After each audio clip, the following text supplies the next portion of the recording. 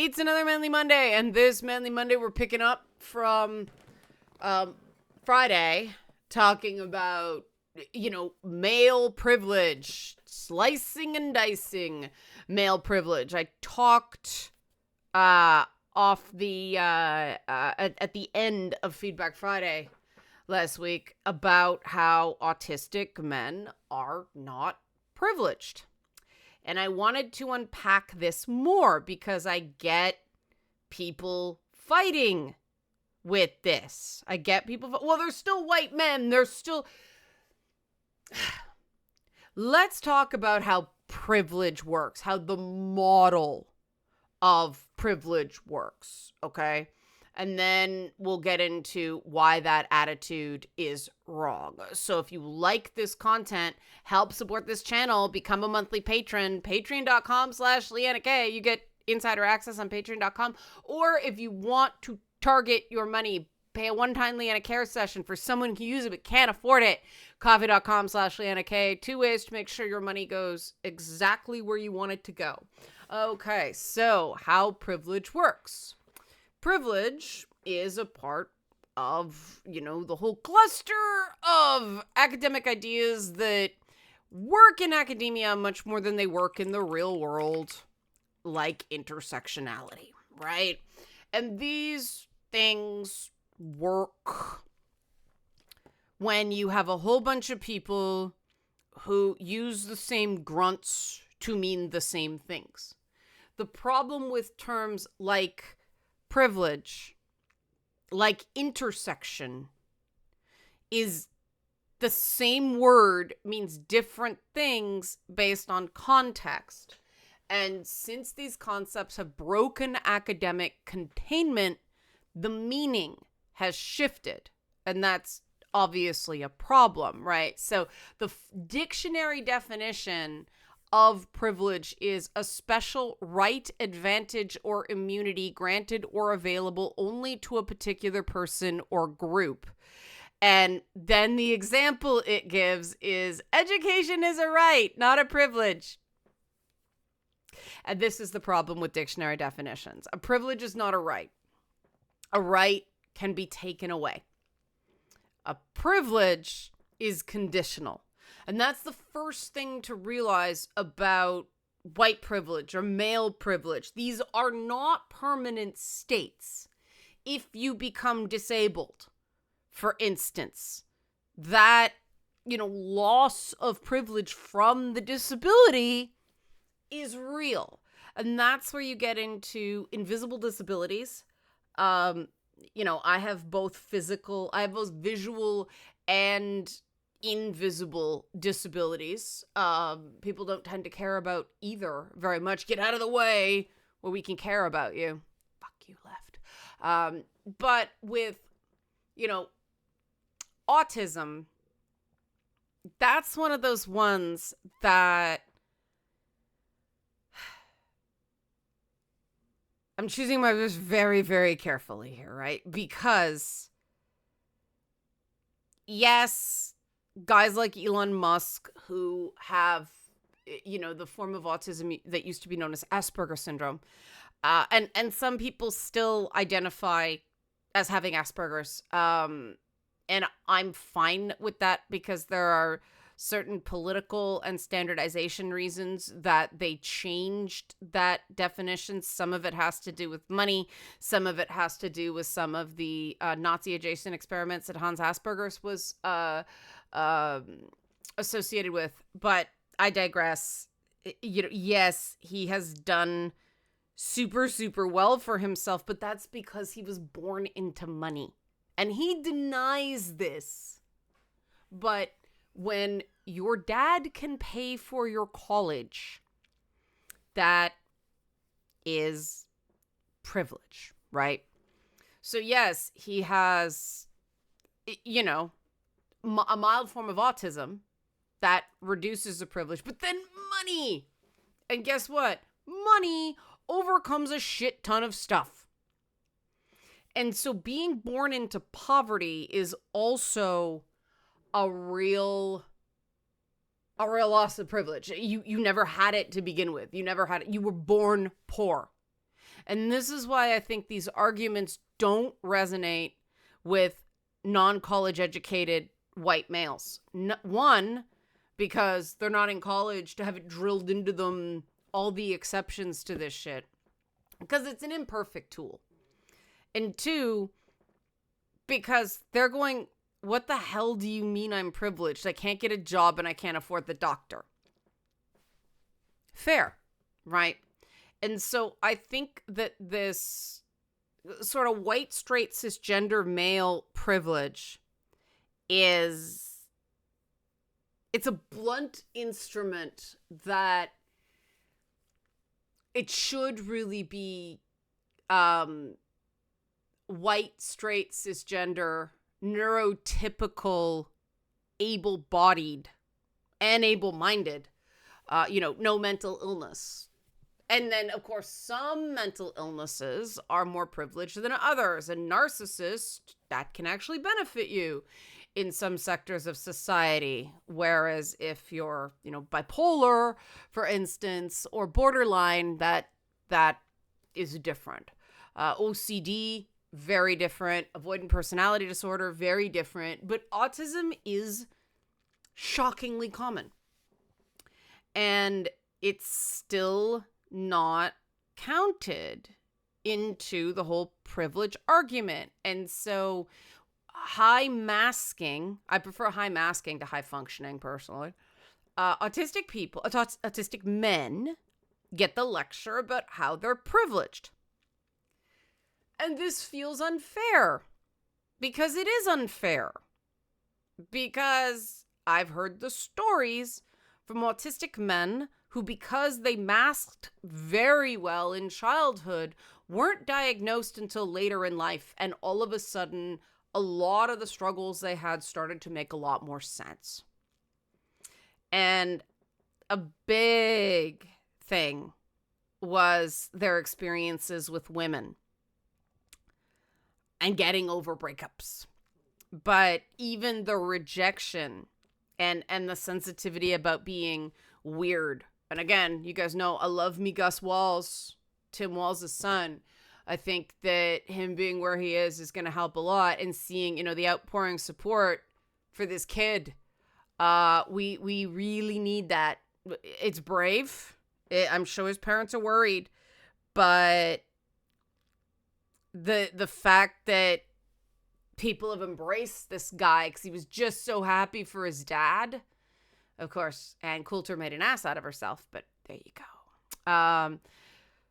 But I do think that, to me, privilege is best applied to yourself first, being aware of your own privileges. If you were born into more money than others, that is a privilege, because you can lose your wealth status, sure. If you could afford to go to college, that's a privilege. Act like it. Don't lord over people who couldn't afford to go, or their talents did not lie in academia. Stop being a dick about that, In some spheres, there are privileges to being a man. Politics is one of them. In some spheres, there are advantages to being a woman. I know a guy, he is trying to get his certification for body waxing. And he needs to show he can do all the requisite skills to get his certification. Now, one of the things he is required to do is a bikini wax, which means he needs to perform that procedure on women, and he can't find anybody to let him do it. So, obviously, there's issues with this system, right? That's how it works. You can't just go, well, you're a man because you're privileged. It's like, what are we talking about here? Right? Are we talking about becoming a kindergarten teacher? Well, they don't make a ton of money. Right. And we can talk about what jobs are weighted as more important to society than others, and what the fuck's wrong with that. But it's undeniable that I know a lot of guys who like working as elementary school teachers or early childhood educators, and they say it's a real challenge because it's seen as creepy to want to do that. And that's not right, right? Oh, but they can do other things. Yes, but say that's their skill, right? And this is why I don't like chopping off the experience of half the population when we examine these things. Like, yes, if a guy's real great at tech or politics, yeah, he has the opportunity to do real well. But if a guy is really nurturing, he's got an uphill battle. And I do think that, you know, focusing on that shadow of privilege, and I mean, this is what Ruth Bader Ginsburg did when she was still a lawyer. She sued on behalf of a man about sex discrimination because it showed that it can cut both ways, and it's easier to see that it's wrong when a man was being denied opportunities at the time, right?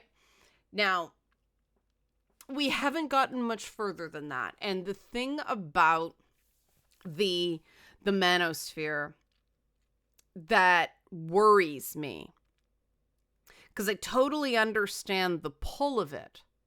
It's telling guys it's not your fault.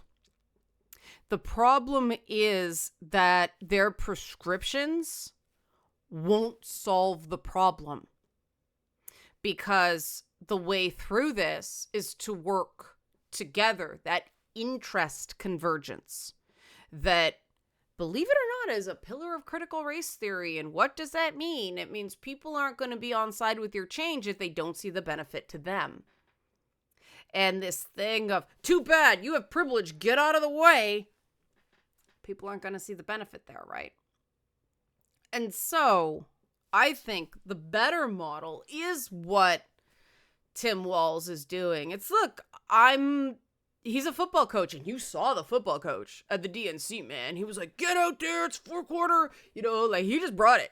He has this ability to transform from football coach to super cuddly, like dad.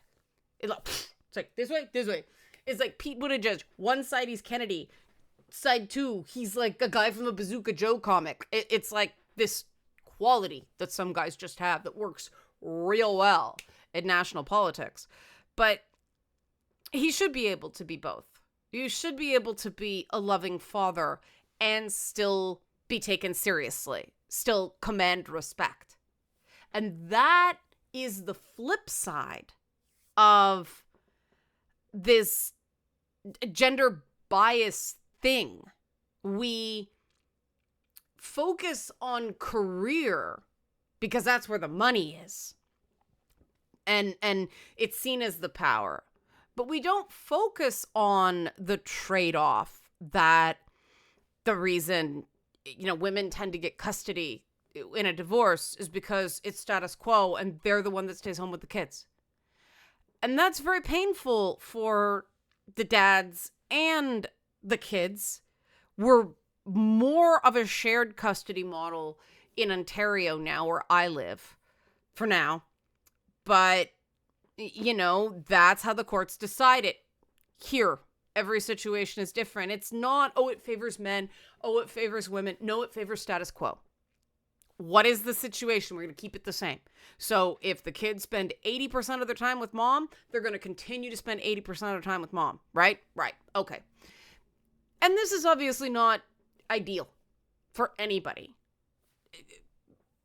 Guys, especially guys who aren't close to their own fathers, desperately want to break that cycle. And that's important for everybody. If boys and young men get better nurturing and learn a greater emotional vocabulary and learn, you know, some trans women I know have talked about the difference in how they feel their emotions once they went from um, you know, being assigned male to female. And we don't necessarily know if that more muted or locked away emotional expression is typical for men, or because their brains and their bodies didn't match, right? Like the hormone cocktail that they function best at was not being received. We don't know, right? I know some guys who are very, very, Tim Walls, very emotional, very in touch with their feelings. Boys deserve the benefits of a developed emotional vocabulary. And that doesn't happen if we assume that girls have that better development because they're just naturally better at it. It's not true. Women are socialized to have a greater emotional vocabulary, to focus on feelings more. Boys are intended to toughen up, right? And that's wrong. That's wrong. We shouldn't have a double standard. We shouldn't be tough on boys and coddle girls. It's wrong. Start to finish, cradle to grave, wrong. And I think that if we focus on that with the imbalances, then we'll do better with the final phases of equalization than if we keep using these kind of privilege arguments that at the end of the day, the problem is they just assume too much. And much like any other false accusation, the minute you do it, you've lost. Oh, you're privileged. Well, that guy might have autism and, visual, like be legally blind and have a whole bunch of other physical disabilities, right? Might use a wheelchair, can't tell that on the internet, that kind of stuff. May have been born into incredible poverty, was beaten as a kid, molested, tons of things that reduce privilege, right? That's why primarily the concept of privilege should be focused inward. I realize that having this platform is a privilege. Does that mean I didn't work for it? No, of course I did. But still, a lot of people work for it and don't have it. I'm aware of that. I conduct myself accordingly, right? It's the same thing. I'm not going to tell, and this is something, if you go back, as people love to do, 10 years ago, yes, I was using the term privilege. I have learned from that. I have evolved to be better. And that's from conversations, and that's testing things and seeing what works. And does that mean the concept of privilege isn't valid? No, it's one tool in the toolbox, right? But we have to be careful how we apply it. And we have to be careful of how we talk about it. And is a guy like Elon Musk or Donald Trump or, any of those tech pros privileged? Yeah, they are. To the point that they deny reality. I mean, Steve Jobs' privilege pushed him into an early grave because, he could ignore doctor's advice and just try to do alternative cancer treatments. And if he'd just done the established way, he'd probably still be around. And that's the problem with privilege. It's not necessarily a benefit. It's not necessarily an advantage. It's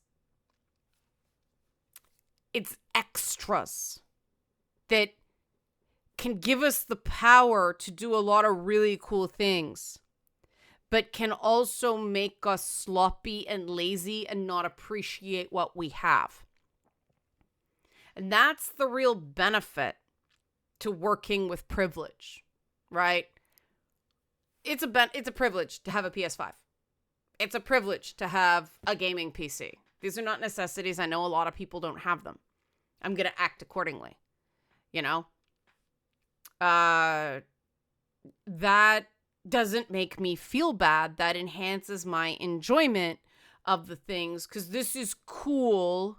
Now be responsible about it. Let's try to inject some positivity into the hobby and make people feel more welcome, because some people have gaming PCs because they could get one device. And so they put extra money into their gaming PC. So I'm not going to be, oh, why don't you have a PS5? You know, it's so good. No, because I can't afford it. Right?